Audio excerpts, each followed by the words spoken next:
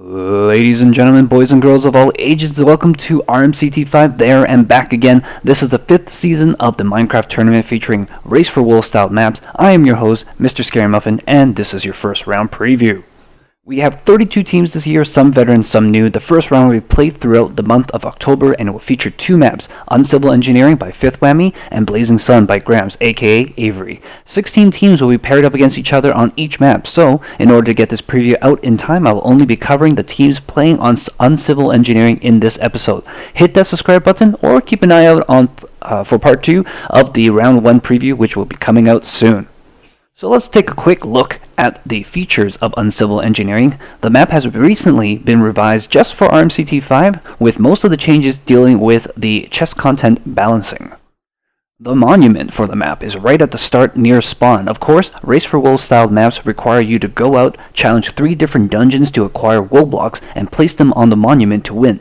The first big feature of Uncivil is this ginormous drop down. You can expect teams to utilize their Minecraft knowledge to drop down quickly and safely. The first team to establish themselves at the bottom will have a huge advantage, and we'll be seeing lots of PvP action going down right here.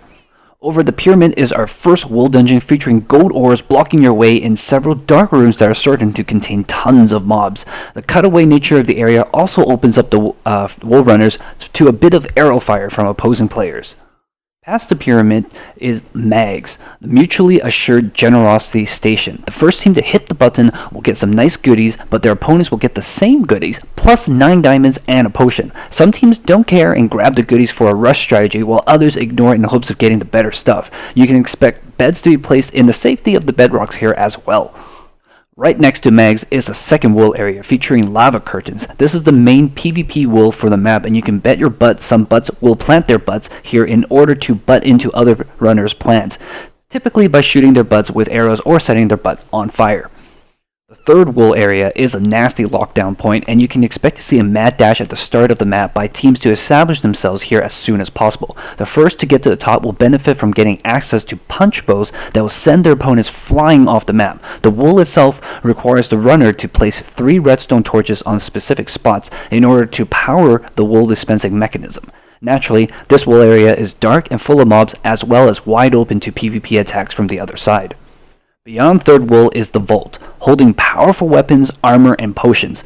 This is the area that got updated the most in this new version of Uncivil. The Team Rush has managed to find a way to access the previously OP gear in the vault fairly quickly and safely, and dominate with the items that include a full diamond armor set, knockback resistant boots, and a powerful bow. Not only has the gear been nerfed a bit, but the requirement to access the gear has been cranked up a notch. Now teams required to bring a bunch of resources to open the vault, including gold blocks, which will take the most time on this map. The first pair of teams to play on Uncivil Engineering are Professional Minecraft Engineers, the runner-up from last season, and Arcation, a relatively new team. PME sees almost a full return of their rosters. However, they have lost Sailor during the off-season, but picked up Last username instead.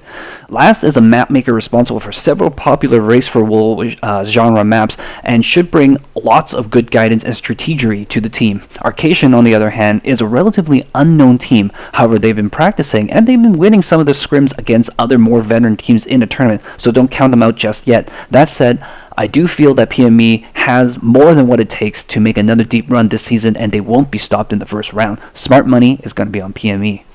Next up is Aurora versus Abusement Park. Aurora is also filled with relatively new players, while Abusement Park has most of the teammates from a team known as Elite 4 who beat the Bread Brigade in round 1 last season. They'll also be bringing in another RMCT 4 veteran, Arthos, in tow. Between vets and non-vets, I'm going to have to pick Abusement Park to win in the first round.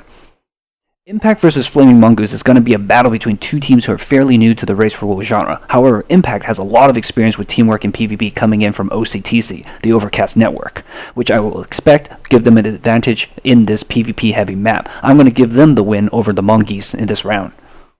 Shamu is another relatively new team, and they will have to face the veteran team and unambiguous subs. Despite the potentially unflattering name, the subs have made it to round 2 last season, beating out one of the Euro PP teams. They are mostly back, filling in voids with stray members from other veteran teams this year. Once again, I'm going to have to go with the vets and predict that the subs are going to be the favorite in this matchup.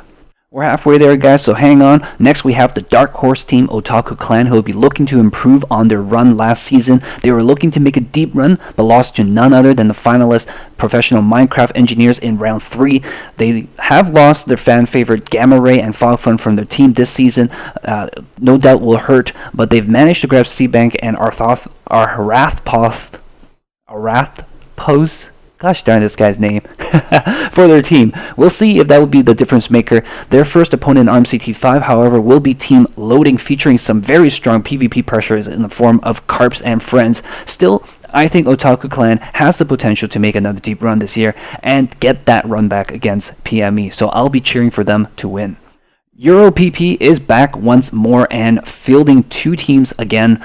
Team Victory Runners is pretty much a brand new secondary team for Euro PP, however, and their first round opponent will be against last year's winners, Bulletproof. Bulletproof has strengthened their team with the addition of Konodromic, and that's bad news for Victory Runners. I don't think they're going to get the Cinderella win. I'm going to be looking to Bulletproof to defend their title at the finals this season. Speaking of PPs, AU PP is back again this season in the form of Between the Lines. Last season they lost in the first round, and they have 3 returning teammates. Aussie Leg will no doubt play a major role in every game they play, but whether it be on their side or against them is left to be seen. Their first round opponent is going to be the Airship Aces, and they are another returning team featuring many members of the Midnight Society. They've bolstered their rank with the addition of NR Reikards and Diamond Axe Dax himself. Unfortunately for Between the Lines, I feel that the Aces will have enough experience dealing with that lag and are the favorite in this matchup. Last but certainly not least in our Uncivil Engineering games, it's going to be Ground Fox versus Syntax Error. Ground Fox has appeared in some of the RMCT throwdowns. They've done fairly well, featuring the likes of Moj, Jevin. They are map makers, strategian experts. However, they will be missing some of that firepower that showed up in the throwdowns with their snipers, Spork and Muffins being unavailable. Syntax Error features veteran Squishy Turtle, but is otherwise a fairly new team. I gotta cheer for the home team, my home crowd, so I will be putting the checkmark next to the Ground Fox to win this one. Well, that is the first half of our first round. Be sure to tune back in to catch the rest of the preview featuring the remaining 16 teams that we'll be playing on Blazing Sun this month. Once again, hit that sub button if you don't want to miss it, or keep an eye out on the RMCT Reddit page. Until next time, I'm Mr. Scary Muffin. Take care, everyone. Thanks for watching.